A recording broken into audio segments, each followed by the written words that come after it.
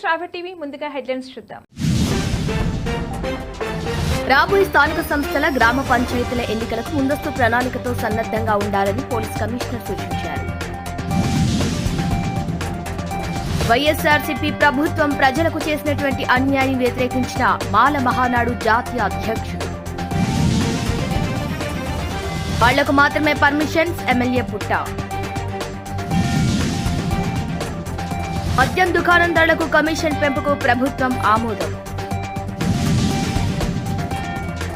ఇక కేవలం 99 రూపాయలకే హైదరాబాద్ నుంచి విజయవాడకు బస్ జర్నీ. 333 కోట్లు 100 మంది అమ్మాయిలతో బత్తుల ప్రభాకర్ టార్గెట్స్ చూస్తే మైండ్ బ్లాక్. డైరెక్టర్ ఆర్జీవిని వదలని పోలీసులు మరో కేసులో నోటీసులు. మెగా డిఎస్సీ నోటిఫికేషన్ పై సీఎం చంద్రబాబు కీలక ప్రకటన. అరెస్టు వారెంట్ పై స్పందించిన రియల్ హీరో సోను సూద్.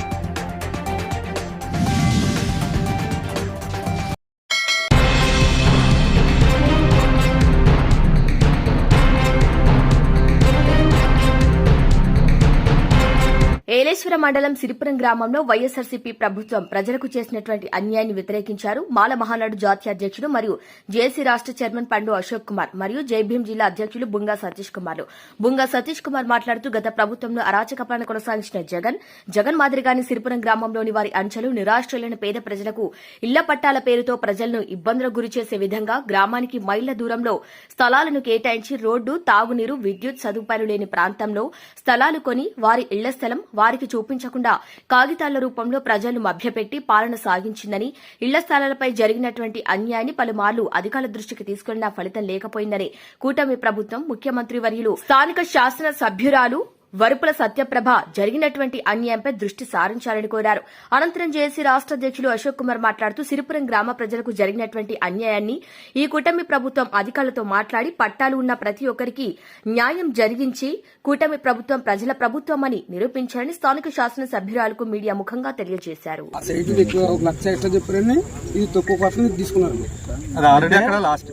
కానీ గత ప్రభుత్వం ఎవరిని ఇచ్చారు అంటే ఇప్పుడు మనం వచ్చిన తర్వాత దీని మీద ప్రత్యేకమైన దృష్టి పెట్టారండి మనకు కూడా.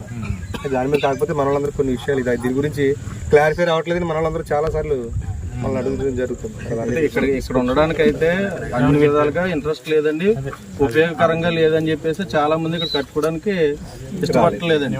అయినా కానీ బెదిరించి వాళ్ళ చేత రిజిస్ట్రేషన్లు అని అయ్యని ఇయ్యని ఎలక్షన్ స్టంట్ చాలా చేశారండి. లేకపోతే పెన్షన్లు ఆపేస్తాం, మీకు వచ్చి ఇళ్ళ పట్టాలు ఆపేస్తాం కూడా చాలా ఇష్టం జరిగింది. ఈ పట్టలు గడ్డ ఇవ్వడం కూడా ఎలాగనుకున్నాం అదన్నా ఎమ్మెల్యే గారి దగ్గరికి అక్కడికి వరపు సుబ్బారావు గారి దగ్గరికి వెళ్ళిన తర్వాత అక్కడ ఎమ్మెల్యే గారితో మాట్లాడుతుంటే అక్కడ మాటలు కాదు ఇక్కడ మీ పంచాయతీ కూడా ఒక్కొక్క ఆడ మనుషులు లోన పిలిచి గంట ఇచ్చారు ఈ బట్టలు స్థలాలు అక్కడే అది శ్మశానం దాటి రావాలి.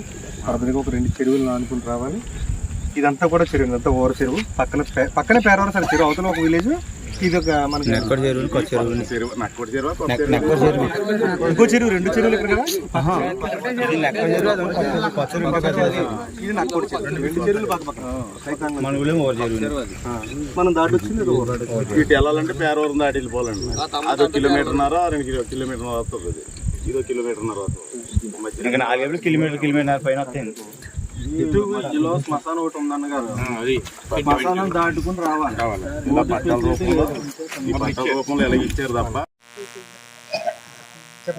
కాకినాడ జిల్లా అండి, ప్రతిపాడు నియోజకవర్గం అండి, ఏలేశ్వర మండలం అండి, సిరుపూర్ గ్రామం, పలివేల సత్యవేణి నా పేరు. మాకు ఇక్కడ జగన్ ప్రభుత్వంలో ఇళ్ళ పట్టాలు ఇచ్చారండి. అవి కట్టుకోవడానికి సదుపాయంగా లేదండి ఇక్కడ. ఎందుకంటే ఇక్కడ రోడ్డు సౌకర్యం లేదు, వాటర్ లేదు, కరెంటు కూడా లేదండి అసలు. ఒకవేళ కట్టుకున్నా మరి ఎక్కడికన్నా బయటకు వెళ్ళి మరి ఆటో దిగి లోపలికి రావాలంటే చాలా ఇబ్బందిగా ఉంటుందండి. మరి చిన్నపిల్లలు గట్రా విడిచిపెట్టి మరి ఈ 2 పక్కల చెరువు అండి, ఒక పక్కనేమో ఊర చెరువు, కొత్త చెరువు అండి, రెండో పక్క ఏమో నక్కోడ చెరువు అండి. మరి ఈ చీరల మధ్యలో మేము నివాసం కట్టుకుని ఇక్కడ ఉండాలంటే మరి చాలా ఇబ్బందిగా ఉందండి. అందుకోసం మాకు మంచి సదుపాయం కల్పించాలని కోరుకుంటున్నామండి. నా పేరు పండు అశోక్ కుమార్, పివిరావు మాల మహానాడు జాతీయ అధ్యక్షుడిని, అలానే మాల సంఘాల జేఏసీ రాష్ట్ర చైర్మన్ని. ఈరోజు ఏలేశ్వరం మండలం సిరిపురం గ్రామంలో రావడం జరిగింది. దీని యొక్క ముఖ్య ఉద్దేశం ఎవరికైనా సరే ఒక నివాసం ఏర్పరచుకోవడానికి అందరికీ కళగానే ఉంటుంది. అది కళ నెరవేర్చుకోవాలనేది ప్రతి ఒక్కరూ ఆశయం.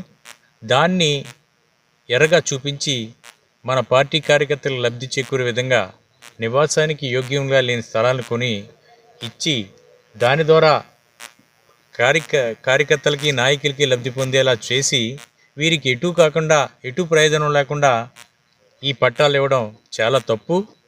ఇటువంటి వాటి వలన ప్రభుత్వానికి చెడ్డ పేరే తప్పించి మంచి పేరు రాదని మొన్న ఎన్నికల్లో నిరూపితం అయింది.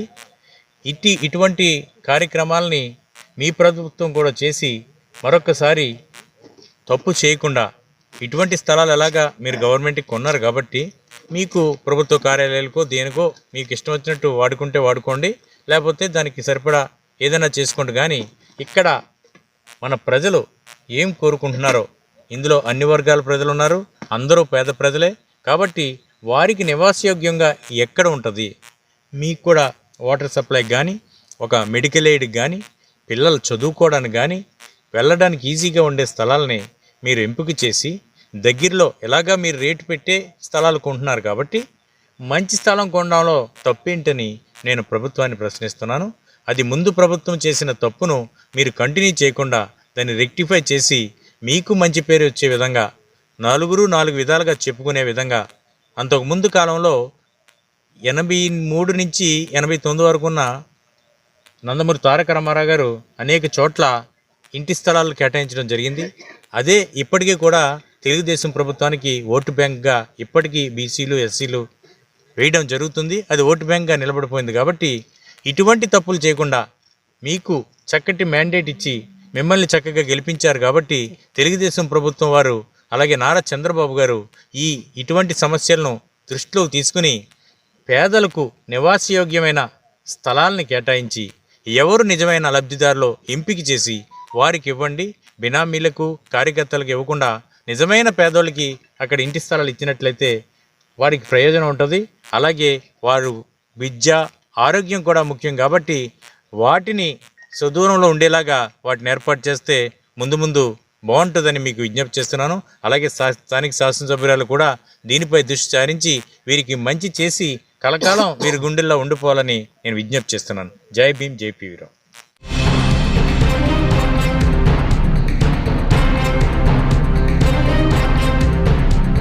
రాబోయే స్థానిక సంస్థల గ్రామ పంచాయతీల ఎన్నికలను దృష్టిలో పెట్టుకుని శాంతియుత వాతావరణంలో ఎన్నికలు నిర్వహించేందుకు అవసరమైన ప్రణాళికతో సన్నద్దంగా ఉండాలని పోలీస్ కమిషనర్ సునీల్ దత్ అన్నారు. వీడియో కాన్ఫరెన్స్ ద్వారా పోలీసు అధికారులతో సమీక్ష నిర్వహించారు.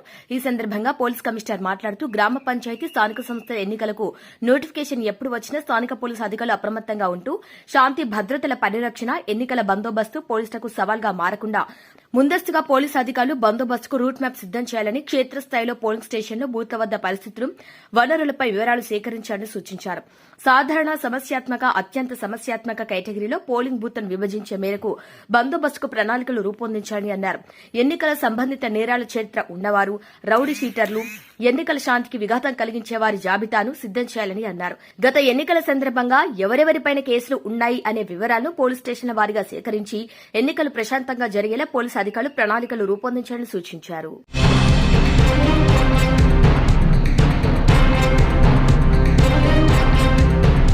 ప్రముఖ నటుడు సోను సూద్ గురించి ప్రత్యేకంగా చెప్పాల్సినక్కర్లేదు. ఇక సినిమాలతో పాటు సామాజిక సేవా కార్యక్రమాలు చురుగ్గా పాల్గొంటున్నాడు ఈ రియల్ హీరో. ముఖ్యంగా కరోనా కాలంలో ఎన్నో మంచి పనులు చేపట్టి అందరి మన్ననలు అందుకున్నాడు టాలెంటెడ్ యాక్టర్. అయితే ఇప్పుడు సోను సూద్ ఓ వివాదంలో ఇరుక్కున్నాడు. 10 లక్షల మోసం కేసులో లుధియానా కోర్టు ఆ నటుడిపై అరెస్టు వారెంట్ జారీ చేసింది. దీనివల్ల వారు అరెస్టు భయంతో ఉన్నారు. మోహిత్ శుక్లా అనే వ్యక్తి తనను 10 లక్షలకు మోసం చేశాడని లుధియానాకు చెందిన న్యాయవాది రాజీవ్ ఖన్నా కోర్టులో కేసు వేశారు. క్రిప్టో కరెన్సీ పేరుతో మోసం జరిగిందని అతను ఫిర్యాదులో పేర్కొన్నాడు. ఈ కేసు విచారణ లుధియానా కోర్టులో కొనసాగుతుంది. ఈ కేసులో సోను సూద్ సాక్ష్యం చెప్పాల్సి ఉంది. అయితే పదే సమన్లు జారీ చేసినప్పటికీ అతను కోర్టుకు హాజరు కాలేదు. అయితే ముంబై నివాసి సోను సూద్ కు సమన్లు జారీ అయ్యాయి. అయితే అతను కోర్టుకు హాజరు కాలేదు. కాబట్టి అతన్ని అరెస్టు చేసి కోర్టు ముందు హాజరుపరచాలని లుధియానా కోర్టు ముంబై పోలీసులను ఆదేశించింది. ఈ కేసులో తదుపరి విచారణ ఫిబ్రవరి 10న జరగనుంది. కాగా తనపై అరెస్టు వారెంట్ జారీ అయిందంటూ వచ్చిన వార్తలపై నటుడు సోను సూద్ సోషల్ మీడియా వేదికగా క్లారిటీ ఇచ్చారు. తనకు సంబంధం లేని వేరే అంశంలో సాక్ష్యం చెప్పేందుకు కోర్టు తనను పిలిచినట్లు ఆయన క్లారిటీ ఇచ్చాడు. నాకు ఎటువంటి సంబంధం లేని మూడవ పక్షానికి సంబంధించిన కేసులో కేసులో న్యాయస్థానం నన్ను సాక్షిగా సమన్లు జారీ చేసింది. ఇందుకు మా న్యాయవాదులు స్పందించారు. ఈ కేసులో దేనికి నేను బ్రాండ్ అంబాసిడర్ కాదు, మాకు ఏ విధంగానూ సంబంధం లేదు. సెలబ్రిటీలు ఇలా అనవసర విషయాలకు సాక్ష్యాలుగా మారటం విచారకరం. పబ్లిసిటీ కోసం నా పేరును వాడుకుంటున్నారు. ఈ విషయంలో కఠిన చర్యలు తీసుకుంటామని సోను సూద్ ట్వీట్ చేశాడు.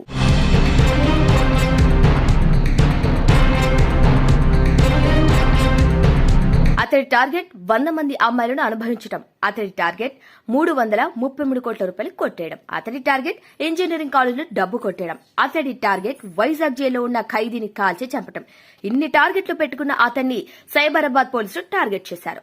దెబ్బకు అతని మీద ఉన్న 80 కేసులు పోలీసులు బయటికి తీశారు. ఇక హైదరాబాద్ లో 2 రోజుల క్రితం ప్రిజం పబ్ వద్ద జరిగిన కాల్పుల కేసులో నిందితుడు Prabhakar alias Rahul Reddy alias Sarvesh Reddy alias Harsha Reddy alias Bittu ఇలా 1 కాదు 2 కాదు ఏకంగా 10 పేర్లు మార్చుకుంటూ 2 తుపాకులు క్యారీ చేస్తూ నెలకొక చోరీ చేస్తూ హైదరాబాద్ లో తెగ ఎంజాయ్ చేస్తున్న మోస్ట్ వాంటెడ్ ప్రభాకర్ కథ వింటుంటే సినిమా విలన్ కూడా పనికిరారు అనే రీతిలో ఉంది ప్రభాకర్ కథ. ఇక 1 కాదు 2 కాదు ఏకంగా 10 పేర్లు మార్చుకుంటూ కోట్ల కొద్ది రూపాయలు కాజేస్తూ హైదరాబాద్ రోడ్లపై షికారు కొడుతూ బిందాస్ గా బతికేస్తున్నాడు.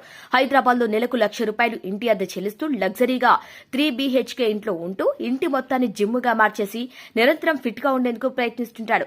నెలకు కావలసిన ఖర్చు మొత్తాన్ని ఒక్క రోజులో సంపాదించేస్తాడు. ఇందుకు అతను చేసే పని ఒక కాలేజీని సందర్శించడం మాత్రమే.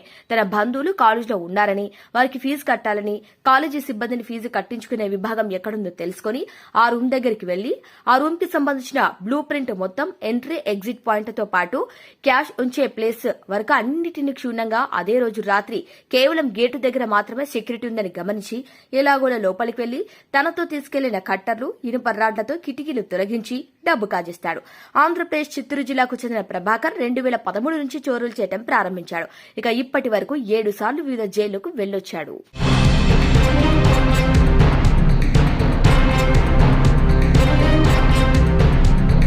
ఆంధ్రప్రదేశ్లో మద్యం ధరలు పెరగనున్నాయి. మద్యం దుకాణదారులకు చెల్లిస్తున్న మార్జిన్ చాలటం లేదని ఆందోళన వ్యక్తం చేస్తున్న నేపథ్యంలో కమిషన్ పెంపునకు ప్రభుత్వం ఆమోదం తెలిపింది.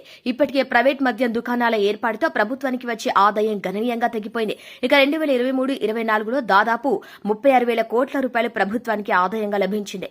ఇందులో డిస్టిలరీలకు చెల్లించిన డబ్బుతో పాటు ఉద్యోగుల జీతాలకు పోగా 28 నుంచి 30,000 కోట్ల రూపాయల ఆదాయం ప్రభుత్వానికి సమకూరింది. ఇక ఏపీలో గత ఏడాది కూటమి ప్రభుత్వం అధికారంలోకి వచ్చిన తర్వాత ప్రైవేటు మద్యం దుకాణాలను ఏర్పాటు చేయాలన్న ప్రతిపాదనపై ఆర్థిక శాఖ అభ్యంతరాలు తెలిపింది. ఏపీలో ప్రభుత్వానికి భారీగా ఆదాయాన్నిచ్చే మద్యం విక్రయాలను ప్రైవేటు వ్యక్తులకు అప్పగిస్తే ప్రభుత్వ ఆదాయం తగ్గుతుందని సూచించినా ప్రభుత్వం కొత్త పాలసీలో ప్రైవేటు మద్యం దుకాణాల ఏర్పాటుకు మొగ్గు చూపింది. గత ఏడాది అక్టోబర్ 16 నుంచి ఏపీలో 3,000కు పైగా ప్రైవేటు మద్యం దుకాణాలు ఏర్పాటయ్యాయి.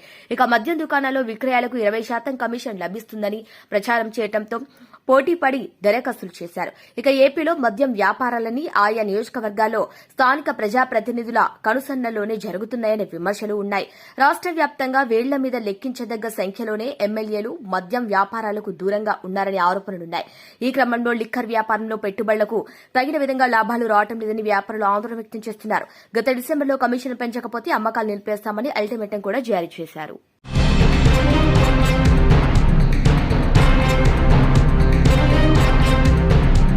ముఖ్యమంత్రి Chandrababu Naidu deputy CM Pawan Kalyan Nara Lokesh morphing ఫోటోల కేసుకు సంబంధించి రామ్ గోపాల్ వర్మ శుక్రవారం విచారణకు హాజరయ్యారు. ఒంగోలు రూరల్ పోలీస్ స్టేషన్ ఉదయం నుంచి రాత్రి వరకు ఆయన పోలీసులు విచారించారు. ఇందులో భాగంగా మొత్తం 50 ప్రశ్నలకు ఆర్జీవీని సంధించినట్లు తెలుస్తుంది. అయితే ఇందులో కొన్ని ప్రశ్నలకు తనకు గుర్తులేదని తెలియదని ఆర్జీవీ రిప్లై ఇచ్చినట్లు కూడా సమాచారం.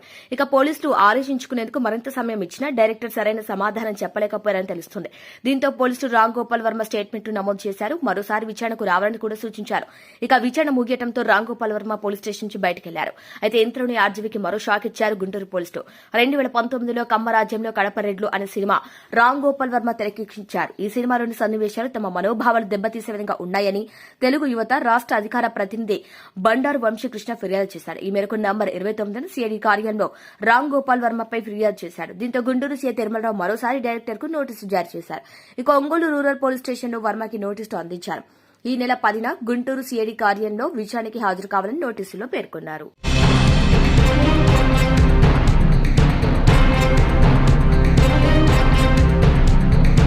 ఆంధ్రప్రదేశ్లో మొత్తం 16,347 ఉపాధ్యాయ పోస్టుల భర్తీకి సంబంధించిన మెగా డిఎస్సీ నోటిఫికేషన్పై గత ఏడాది జూన్ నుంచి కూటమి సర్కార్ ఊరిస్తూనే ఉంది. అదిగో ఇదిగో అంటూ కాలం సాగదీస్తుంది. మరోవైపు ఎన్నికలు ఇచ్చిన హామీలకు కట్టుబడి ఉన్నామని సీఎం చంద్రబాబుతో పాటు విద్యా మంత్రి నారా లోకేష్ కూడా రోజుకో ప్రకటన ఇస్తూనే ఉన్నారు. తాజాగా ఈ విషయంపై ముఖ్యమంత్రి చంద్రబాబు మరోమారు ఆసక్తికర ప్రకటన చేశారు. కేబినెట్ భేటీ ముగిసిన తర్వాత ఆయన మంత్రులతో మాట్లాడుతూ వచ్చే 3 నెలలు జనంలోకి వెళ్లే పథకాలపై ప్రత్యేక దృష్టి పెట్టాలని సూచించారు. ఎమ్మెల్సీ ఎన్నికల నేపథ్యంలో జనాల్లోకి వెళ్లేలా కార్యాచరణ రూపొందించాలన్నారు. వచ్చే విద్యా సంవత్సర ప్రారంభంలోనే తల్లికి వందనం పథకం అమలు చేయాలని, ఏప్రిల్లో మత్స్యకార భరోసా ఇవ్వడంపై దృష్టి పెట్టాలని మంత్రులకు సూచించారు. అలాగే కొత్త విద్యా సంవత్సర ప్రారంభంలో బడులు తెరిచే నాటికి డీఎస్సీ పోస్టులు భర్తీ చేయాలని ఆదేశించారు. రానున్న రోజుల్లో విద్యుత్ ఛార్జీలు పెరగడానికి వీల్లేదని సీఎం తేల్చి చెప్పారు. రానున్న రోజుల్లో విద్యుత్ ఛార్జీలు వీలైతే తగ్గాలి తప్ప పెరగడానికి వీల్లేదన్నారు. విద్యుత్ సంస్కరణలో భాగంగా 7.5 లక్షల ఉద్యోగాల హామీని ఎప్పటికప్పుడు పర్యవేక్షించాలని సూచించారు. ఎన్ని పెట్టుబడులు అమల్లోకి వచ్చాయో ఎప్పటికప్పుడు పరిశీలించి అందుకు తగ్గట్టు ఉద్యోగాల కల్పనపై దృష్టి సారించాలన్నారు.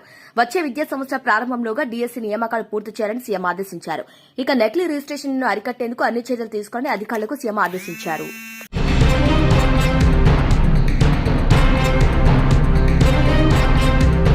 కడప జిల్లా బ్రహ్మంగారిమఠం మండల కేంద్రంలో ఫిషరీస్ డిపార్ట్మెంట్ డీడీ శాంతి, మైదకూరు శాసనసభ్యులు పుట్టా సుధాకర్ యాదవ్ బ్రహ్మం సాగర్ నందు 10 లక్షల చేప పిల్లను వదలడం జరిగింది.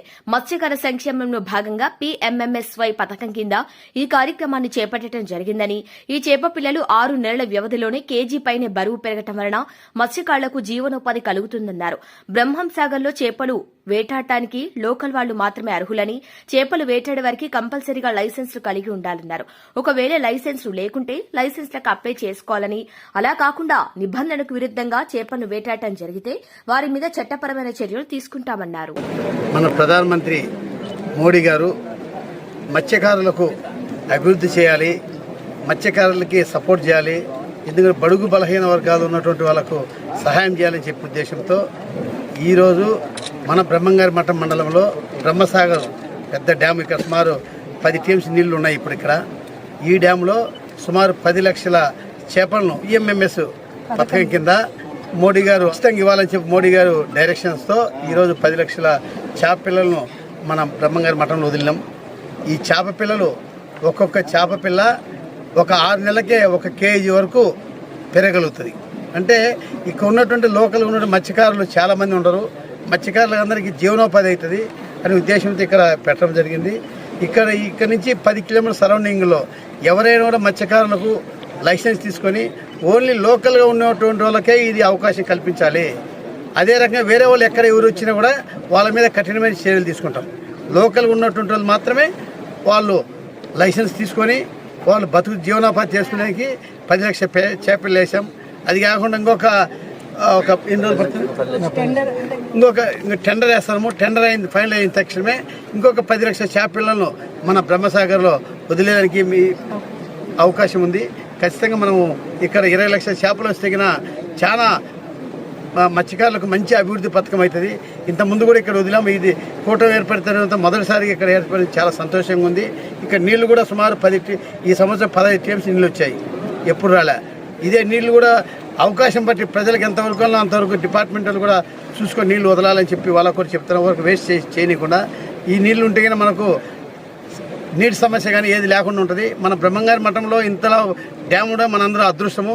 దీన్ని మనమందరం ఉపయోగించుకొని నీటి సమస్య లేకుండా మత్స్యకారులకు మంచి వాళ్ళకు అవకాశం కల్పించే అవకాశాలు ఇది. ఖచ్చితంగా దీన్ని అందరూ సద్వినియోగం చేసుకోవాల్సిందిగా, ఎక్కడ కానీ ఇక్కడ రాజకీయం చేయకుండా పార్టీలకు అతీతంగా ప్రతి ఒక్కరూ లైసెన్స్ తీసుకొని ప్రతి ఒక్కరూ ఇక్కడ మత్స్యకారులు మాత్రమే ఇక్కడ అభివృద్ధి చేసుకోవాల్సిందిగా నేను కోరుతున్నాను. మెయిన్ కాన్సెప్ట్ మన లోకల్లో ఉన్న వాళ్ళకు మనకి ఇవ్వాలి, ఫస్ట్ పాయింట్. దాని ఎవరు ఎటువంటి దానికి ఇబ్బంది ఉండకూడదు. మేడం మీరు కూడా లోకల్ ఫస్ట్ 10 కిలోమీటర్ ఓకే, మన రూల్ ప్రకారం ఉండే అందరికీ లోకల్ మీరు కూడా ఎవరు ఉంటే లోకల్ ఎవరైనా అప్లై చేసుకోండి. ఎవరైనా లోకల్ ఉంటే అప్లై చేసుకోండి. ఎవరైనా ఫేక్ ఉన్నాయని చెప్తే కన్నా ఒక అర్జీ రూపాయలు, ఒకవేళ మాకు తెలియకుండా కూడా ఒక అర్జీ రూపాయలు మేడం సబ్మిట్ చేయండి. దాని మీద ఎన్క్వైరీ చేసి ఫేక్ దూరం వల్ల ఎవరు వచ్చినా వాళ్ళ మీద కఠిన యాక్షన్ తీసుకుంటాం. ఓకే, ఈ అర్జీ నాకు ఇచ్చి ఎవరు పేర్లు ఎవరు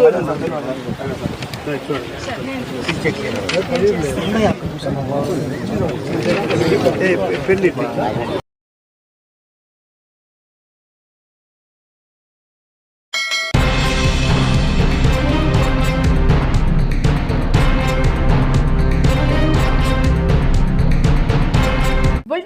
మరొకసారి. రాబోయే స్థానిక సంస్థల గ్రామ పంచాయతీల ఎన్నికలకు ముందస్తు ప్రణాళికతో సన్నద్ధంగా ఉండాలని పోలీస్ కమిషనర్ సూచించారు. వైఎస్ఆర్సీపీ ప్రభుత్వం ప్రజలకు చేసినటువంటి అన్యాయం వ్యతిరేకించిన మాల మహానాడు జాతీయ అధ్యక్షుడు. వాళ్లకు మాత్రమే పర్మిషన్స్, ఎమ్మెల్యే పుట్ట. మద్యం దుకాణం ధరలకు కమిషన్ పెంపుకు ప్రభుత్వం ఆమోదం. ఇక కేవలం 99 రూపాయలకే హైదరాబాద్ నుంచి విజయవాడకు బస్ జర్నీ. 333 కోట్లు, 100 మంది అమ్మాయిలతో బత్తుల ప్రభాకర్ టార్గెట్స్ చూసే మైండ్ బ్లాక్. డైరెక్టర్ ఆర్జీవిని వదలని పోలీసులు, మరో కేసులో నోటీసులు. మెగా డిఎస్సీ నోటిఫికేషన్ పై సీఎం చంద్రబాబు కీలక ప్రకటన. అరెస్టు వారెంట్ పై స్పందించిన రియల్ హీరో సోను సూద్. ఇవి వాళ్ళ బులెటిన్ అప్డేట్స్. కీప్ వాచింగ్ స్ట్రాబె టీవీ.